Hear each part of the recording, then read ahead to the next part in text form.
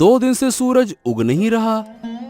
और नहीं तो क्या, अरे तुमको क्या बताऊं, मेरी माँ को है रतौंधी, वो रात में देख नहीं सकती। अब यहाँ 2 दिन से मेरी हालत इतनी खराब हो गई है कि मैं क्या ही बताऊं। माँ घर के कोई काम कर नहीं पा रही क्योंकि रात है और रात में माँ को दिखता नहीं है। वही तो, लेकिन सवाल यह है कि ये हुआ कैसे, ये बताओ। मतलब ऐसा किसने किया? ऐसी घटना तो भैया मैंने पहले कभी ना देखी। कभी ऐसा होता हुआ सुना है क्या? बताओ। हमारे गांव में दिन और तुम्हारे गांव में रात हैं? वही तो, मुझे तो लगता है कि मैं तुम्हारे गांव आ जाऊं। 2 दिन से सूरज की किरण नहीं देख पाया। ऐसा लगता है कि अंधेरे का साम्राज्य आ गया है।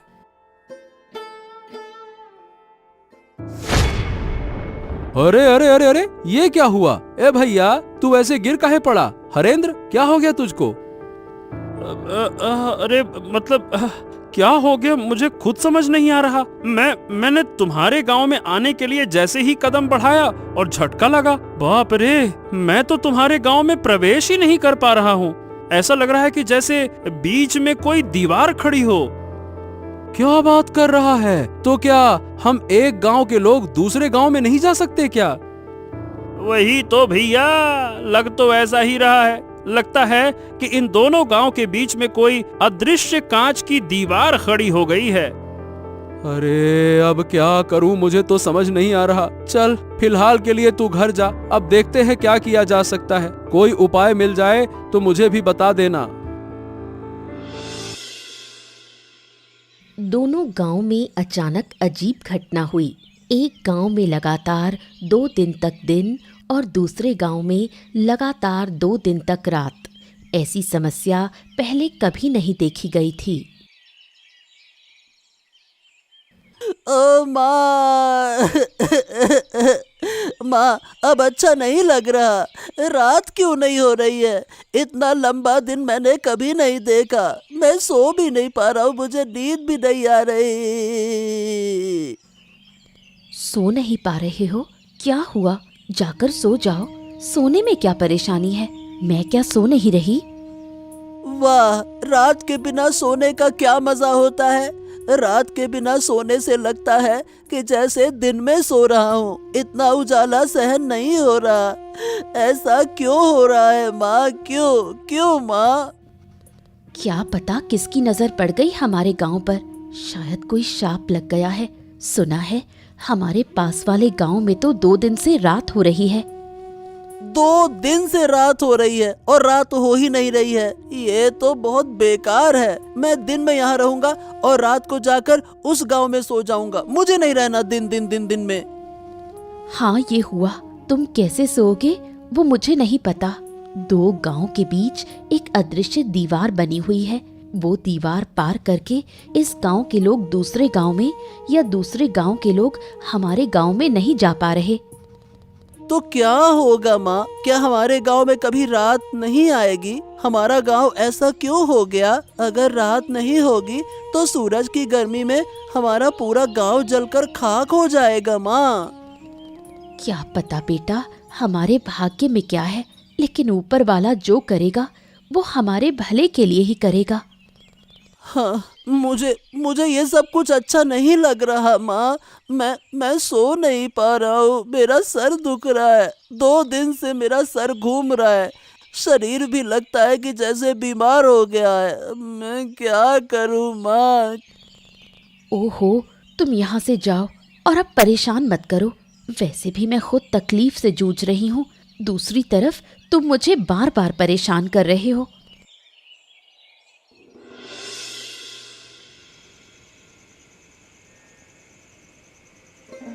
रात के गांव में हरेंद्र की माँ शांता बूढ़ी रहती है, जिसे रात को दिखाई नहीं देता।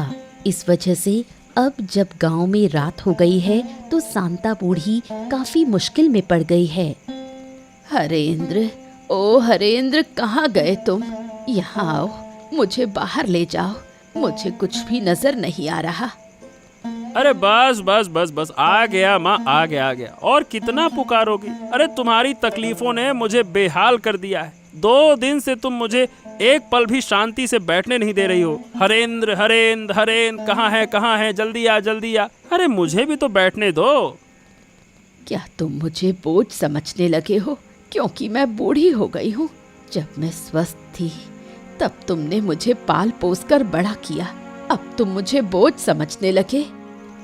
हो यही तो तुम्हारा तरीका है, दिन रात बस एक ही बात बोलती रहती हो, बोझ हो गई हूँ, बोझ हो गई हूँ। अरे तुम देख नहीं सकती हो तो चुपचाप बैठो तो सही। तुमको बैठना है नहीं, इधर उधर भटकना है। हाँ, अब ये बताओ तुम्हें बाहर जाने की क्या जरूरत है? देखो तो सही, पूरा गांव किसी न किसी समस्या में घिरा हुआ है और तुमको बाहर जाना है। क्या तुम्हें अकेले को समस्या है, गांव के और लोग नहीं? तुम्हें क्यों इतनी तकलीफ हो रही है? ऐसा है अम्मा कि मेरी तरह किसी के पास ये रतौंधी वाली माँ नहीं है जिसे लेकर वो परेशान हो। नहीं तो कोई काम तुम्हारे लिए अब नहीं है। घर के सारे काम मुझे करने पड़ते हैं और तुम्हारी देखभाल भी तो मुझे ही करनी पड़ती है। बस बस, मेरी और देखभाल करने की जरूरत नहीं।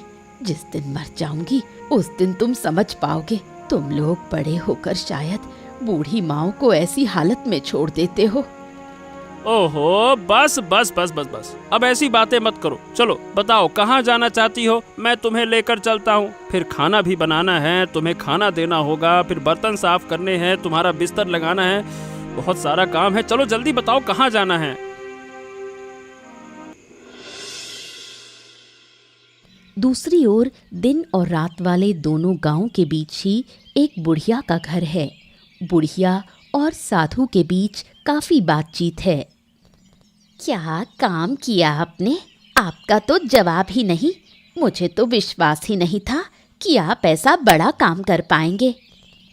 मैंने पहले कहा था कि मेरी शक्ति पर संदेह मत करना। मेरी शक्ति के बारे में किसी को अंदाजा भी नहीं है। पहले जितना संदेह था अब वो भी खत्म। एक गांव में लगातार दिन और दूसरे गांव में लगातार रात कर देना बड़े बड़े साधु भी ऐसा नहीं कर पाते। तो बताइए, क्या आप खुश हैं? अगर खुश हैं तो अब मेरी फीस मुझे दे दीजिए। मैंने यूं ही रिस्क लेकर ये बड़ा काम नहीं किया। अरे, आपके पैसों को लेकर मैं भाग थोड़ी ना जाऊंगी। मुझे तो बहुत मजा आ रहा है। दोनों गांव के लोग कैसे बेहाल हो गए हैं। मैं आपको जरूर पैसे दूंगी, साथ में इनाम भी दूंगी। आपने मुझे खुश कर दिया। फिर और क्या कहना है? किस्मत अच्छी रही कि आप मिली, तभी तो मुझे ऐसा काम करने का अवसर मिला, वरना यूं ही किसी काम से लाभ नहीं होता। ये सब मैंने सोचा था। मैं चाहती थी इन दोनों गांव को सबक सिखाऊं।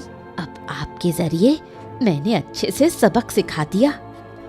अब देखिए धीरे धीरे क्या होगा। दोनों गांव तबाह हो जाएंगे। दिन के बिना रात नहीं बन सकती।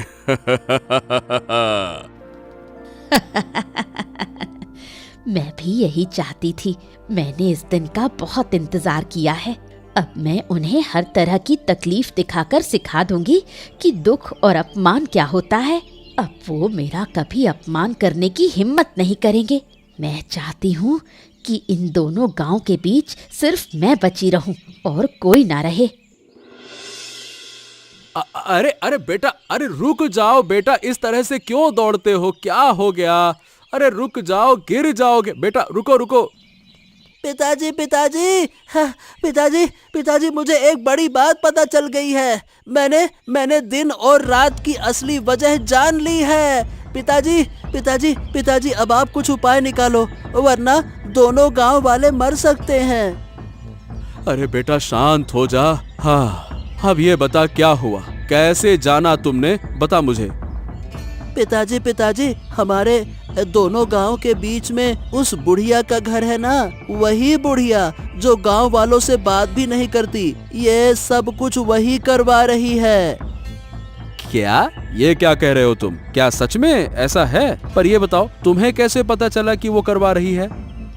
अब मैं सच कह रहा हूँ पिताजी। मैं थोड़ा क्या है कि बाहर गया था तो बुढ़िया के घर से ना हंसी ठहाके की आवाजें आ रही थी। मैं चुपके से गया, मैंने सब कुछ सुना और देखा कि बुढ़िया ना एक साधु के साथ में योजना बना रही थी। पिताजी, जो करना है अब जल्दी कीजिए। मुझे लगता है कि वो साधु ना बड़ा शक्तिशाली है। ओ, अब जब सब कुछ खुल ही गया है तो उस बुढ़िया को छोड़ना नहीं चाहिए। वो जिद करके हमारे विनाश की कोशिश कर रही है ना। वही तो, पर ये समझ में नहीं आ रहा पिताजी कि वो ऐसा कर क्यों रही है। मतलब वो हमसे गुस्सा है क्या? और गांव वाले उससे बात क्यों नहीं करते? हाँ, ये सब बातें जानने के लिए अभी तुम बहुत छोटे हो बेटा। चलो मैं जाता हूँ, हरेंद्र से बात करूंगा, फिर हम दोनों मिलकर बुढ़िया के घर जाएंगे और समझाएंगे। नहीं तो इसके अलावा तो कोई और उपाय नहीं दिखता। वही तो पिताजी, जल्दी कीजिए। मुझे उस साधु पर भरोसा नहीं है। बहुत ही बेकार हंसी हंसता है वो पैसे लेकर चला गया और यकीन है कि वो वापस आएगा।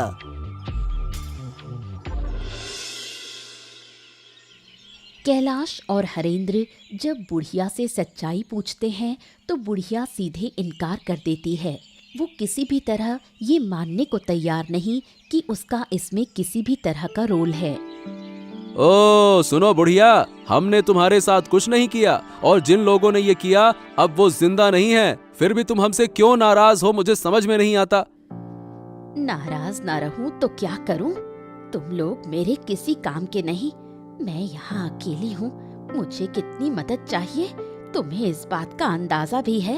मेरे साथ दो शब्द बोलने वाला भी कोई नहीं।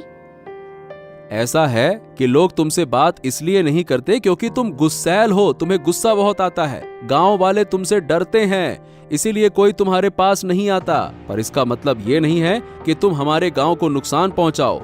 तुमने किया या नहीं किया इसका राज खुल चुका है, हम सब जान चुके हैं, इसीलिए इनकार मत करो। तुम लोग मेरा बार बार अपमान करते हो, मुझे बदनाम करते हो। इसका अंजाम अच्छा नहीं होगा। मैंने एक बार सब बर्दाश्त कर लिया। अगर ये सब मेरे साथ दोबारा हुआ तो ऐसा मत सोचना कि मैं तुम लोगों पर रहम कर लूंगी। अरे बुढ़िया, तुम बेकार में गुस्सा कर रही हो। हम तर्क करने नहीं आए हैं, हम शांति पूर्वक प्रेम पूर्वक बातें करने आए हैं। देखो, एक बार गांव की हालत तो देखो। एक गांव में सूरज उग नहीं रहा और दूसरे गांव में सूरज डूब नहीं रहा। ऐसे हालात पहले कभी किसी ने देखे हैं क्या? बताओ। अचरज की बात क्या है? तुम बार बार वही बातें क्यों कर रहे हो? क्या हुआ नहीं हुआ मैं वो देख ही रही हूँ। मैं इससे जुड़ी हुई हूँ। तुम लोग यहाँ से चले जाओ, मुझे अकेला छोड़ दो। तुम अकेली क्यों रहोगी? अरे भाई, लोगों का डरना इसलिए है तुमसे क्योंकि वो तुम्हें जानते नहीं हैं। पर इसका मतलब ये तो नहीं ना कि हम तुम्हारे शत्रु हो गए, हम तुमसे अलग हो गए। मैं अब और कुछ नहीं सुनना चाहती। अगर तुम जाओगे नहीं तो ये डंडा देखा है, इसी से तुम्हें पीट पीट कर लाल कर दूंगी।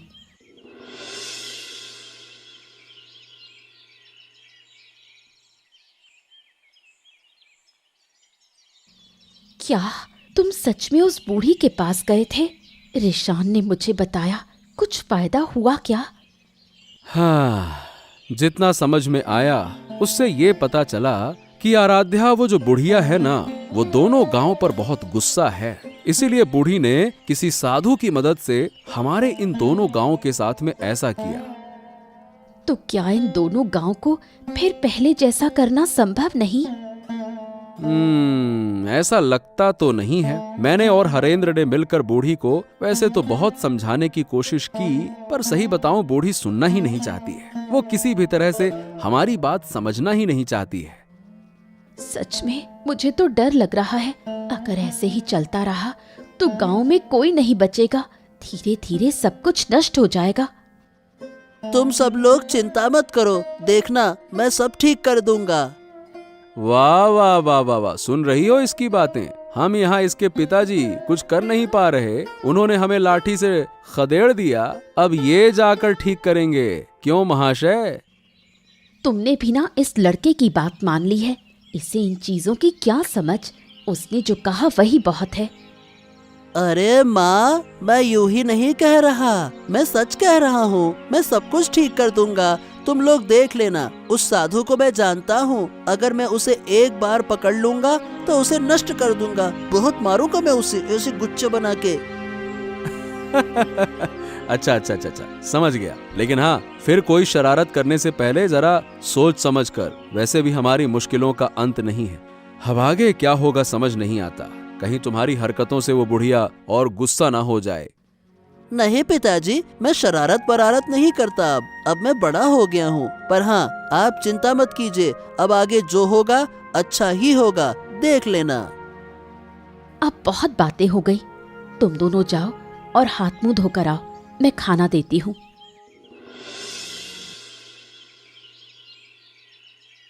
अरे साधु बाबा, आइए आइए बैठिए। मैं तो आपका ही इंतजार कर रही थी। कितनी बातें हुई, आपको तो कुछ पता ही नहीं। क्या बात है? फिर क्या हुआ? कोई नई कहानी हुई क्या? गांव वालों को सब पता चल गया है कि ये मैंने ही किया है, पर मैंने इनकार कर दिया। सब मेरे पास आए थे, मैंने उन्हें भगा दिया। उनका इस विपत्ति में पड़ा हुआ चेहरा देखकर मुझे कितनी खुशी हुई। ठीक है, तुमने इनकार किया, ये अच्छी बात है। लेकिन पर जब लोग शक करते हैं तो बिना कुछ जाने, बिना किसी वजह के शक नहीं करते। कुल मिला के बात यह है कि किसी तरह से कोई हमारी बातें सुनकर गया है। कौन सुनेगा? मेरे घर के आसपास कोई नहीं आना चाहता। वो मुझे डायन कहते हैं, बोलते हैं मैं काला जादू करती हूँ। धीरे धीरे तुम्हारे मन का सारा दुख दर्द मिट जाएगा, है ना? अरे ये मेरा कमंडल कहाँ गया? अभी तो यहीं रखा था। ओहो, मेरे कमंडल में विशेष जल है, कहाँ चला गया? अरे कहाँ गया? मुझे ढूंढना होगा। अरे ए लड़के, मेरा कमंडल दे दे। मैं कह रहा हूँ मेरा कमंडल दे दे। तेरी इतनी हिम्मत कि मेरा कमंडल तू चुराए? मैं तुझे छोड़ूंगा नहीं। उसे पकड़ो, उसे रोक लो, वरना बड़ा नुकसान होगा। हमने जो झूठ बोला है वो पकड़ में आ जाएगा। उसे पकड़ना ही होगा। मेरा कमंडल उसके पास है और उस कमंडल में विशेष जल है। उसी जल से मैं फिर से इस गांव का रात और दूसरे गांव का दिन दूर कर दूंगा। चिंता मत करो। अब क्या होगा? सब कुछ तो फिर से पहले जैसा हो गया। उस बच्चे से कमंडल ले आऊंगा और फिर इन गांवों का दिन रात बदल दूंगा। तुम चिंता मत करो।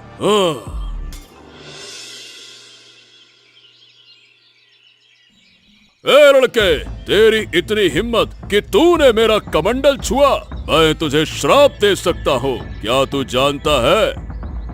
मुझे किसी चीज का डर नहीं है। मैंने इन दोनों गांवों को फिर से पहले जैसा कर दिया है। इन दोनों गांवों की दुख चिंता दूर कर दी है मैंने। अरे मूर्ख बच्चे, तू इतना छोटा सा लड़का, पिद्दी सा, तू क्या समस्या दूर कर पाएगा? चल मेरा कमंडल मुझे दे दे।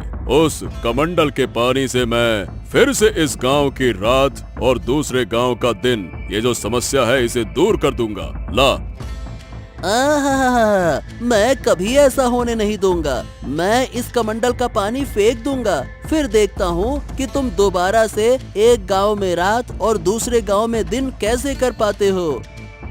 ए लड़के, मुझसे चालाकी मत कर, वरना इसका बहुत बुरा परिणाम भुगतना होगा। बच्चे, बिल्कुल बच्चे जैसे रह, ज्यादा बड़ेपन का ढोंग मत कर, समझा? फिर आप लोग इन दोनों गांवों को इतना नुकसान क्यों पहुंचा रहे हो? आप एक साधु बाबा हो, आप एक साधु महाराज हो, आपको तो गांव वालों की मदद करनी चाहिए ना। बेशक मैं मदद कर रहा हूँ, मैं बूढ़ी की मदद कर रहा हूँ, उसके दुख तकलीफ दूर कर रहा हूँ। ये तुम्हारी समस्या नहीं है और तुम्हारी समझ के बाहर की चीज है। चलो अब लाओ, मेरा कमंडल मुझे वापस करो।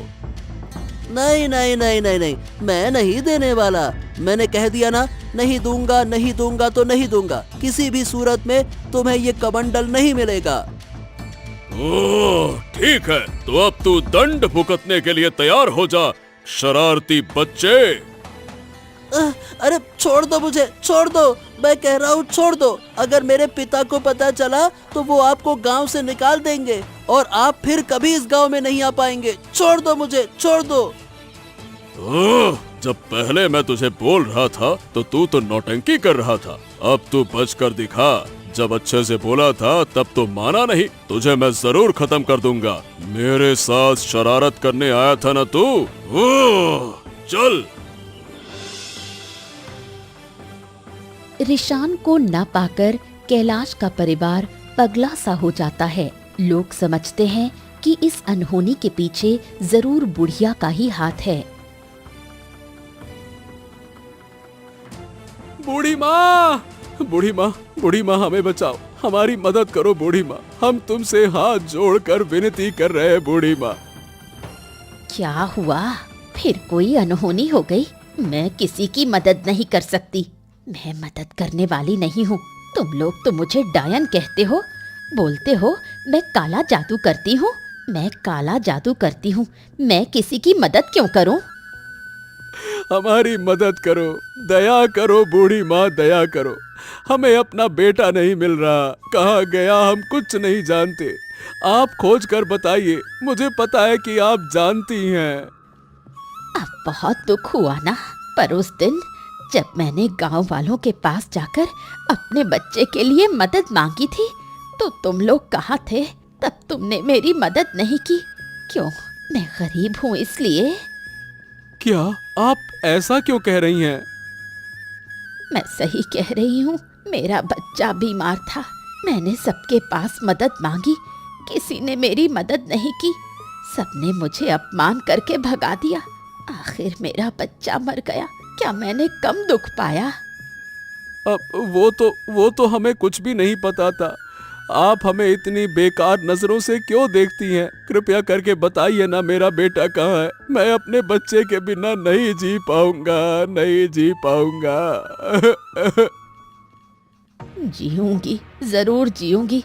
तुम लोग सब जियोगे, पर अंदर तक तीव्र पीड़ा के साथ जियोगे, जैसे कि मैं इतने समय से जी रही हूँ, अपने बच्चे की यादों को थामे हुए।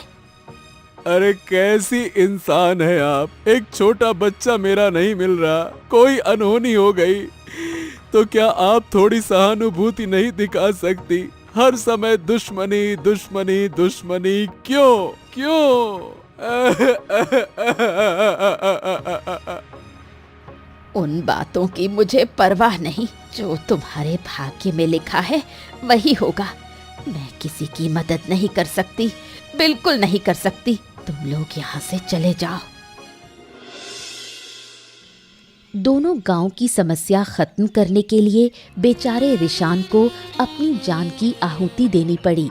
साधु ने रिशान की हत्या कर उसकी लाश 2 गांव के बीच में फेंक दी। ये मेरे साथ क्या अनर्थ हो गया? मेरा बच्चा, मेरा लाल, जरूर ये उन्हीं लोगों का काम है। उठ जा रे बेटे, उठ जा बेटे, मेरे बच्चे। हाय हाय, अब मेरा क्या होगा? मेरा गोद का लाल, मेरा नन्हा सा मानिक चला गया, मुझे छोड़कर चला गया। रिशान, तू मुझे छोड़कर कैसे जा सकता है बेटा? बोल बेटा बोल, अब मैं तुझे कभी नहीं डांटूंगा, कभी नहीं। जो कहेगा वही होगा, बस एक बार बोल तो सही बेटा। जिन लोगों ने मेरी गोद से मेरा बच्चा छीन लिया, ऊपर वाला उनका न्याय करेगा। मैं किसी को नहीं छोड़ूंगी, किसी को नहीं बख्शूंगी। शांत हो जाओ, शांत हो जाओ आराध्या। इसका बदला मैं जरूर लूंगा। मैं किसी को छोड़ूंगा नहीं। मेरे छोटे से बच्चे पर जरा सा भी तरस नहीं आया उन्हें। उसने ऐसा क्या किया था जो उसे इतनी बड़ी सजा मिली? मैं छोड़ूंगा नहीं। वो तो छोटा था, उसे क्या पता इन सब बातों का। उन्होंने ये सब कैसे कर दिया? एक छोटे से बच्चे को मार दिया। उनका दिल जरा भी नहीं कांपा। क्या वो लोग इंसान हैं? मैं अपने बेटे के शरीर को छूकर कसम खाता हूँ कि जिन्होंने ये किया उन्हें मैं किसी हालत में माफ नहीं करूंगा। उन्हें सजा जरूर मिलेगी। बस भाई, बस बस बस, चलो उठो, अब हमें आगे का इंतजाम करना होगा। चलो रिशान को, बच्चे को लेकर चलो, चलो।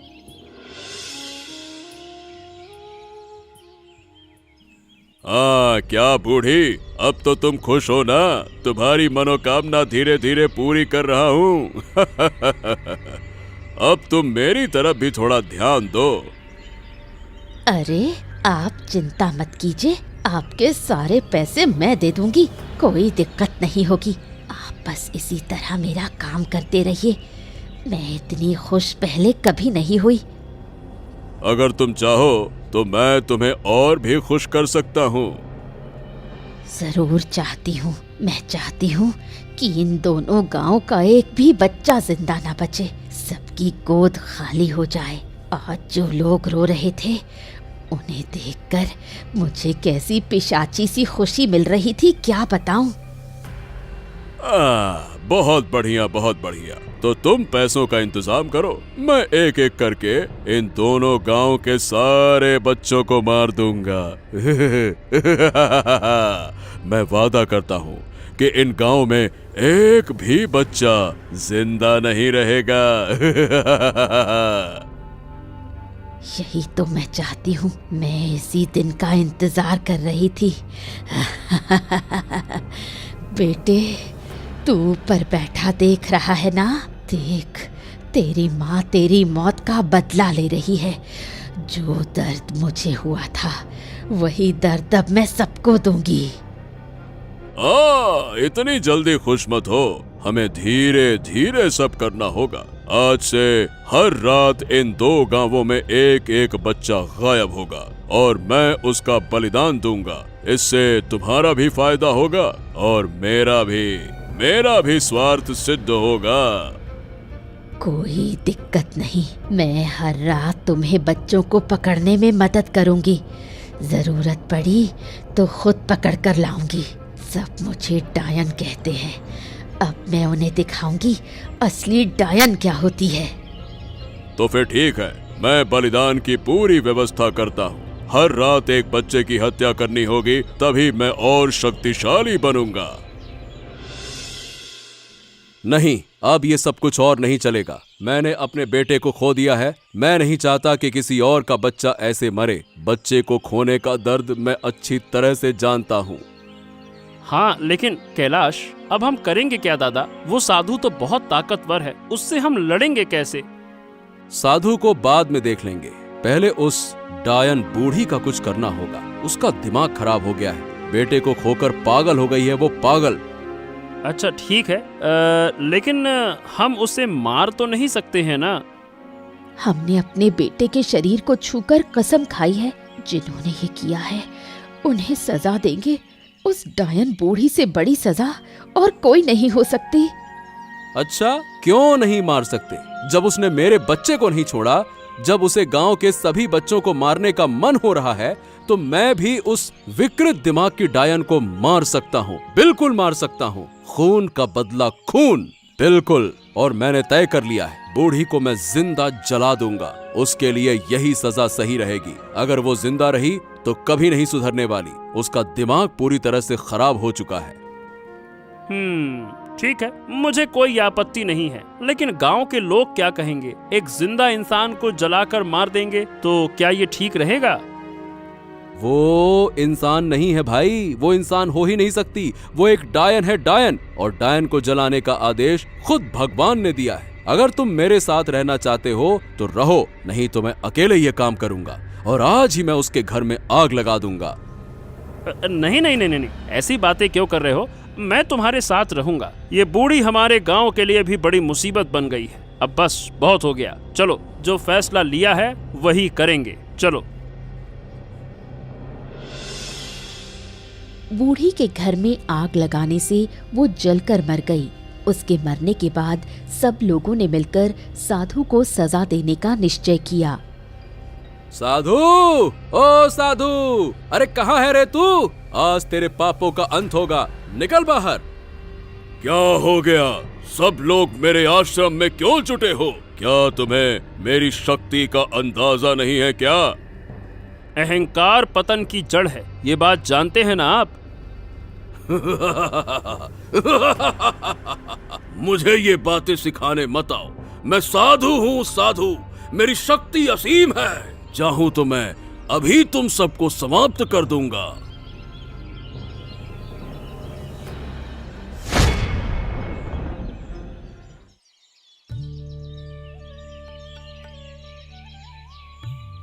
हाँ, आखिरकार हमारे गांव से बुरी नजर हट गई। अब हमारे गांव पर फिर कोई विपत्ति नहीं आएगी। अगर फिर कभी कुछ हुआ तो हम सब मिलकर उसका सामना करेंगे।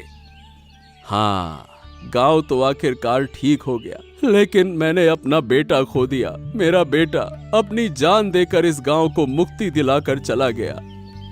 चिंता मत करो कैलाश, जब तक इस गांव के लोग जिएंगे तुम्हारे बेटे को सब याद रखेंगे, सब तुम्हारे बेटे का सम्मान करेंगे।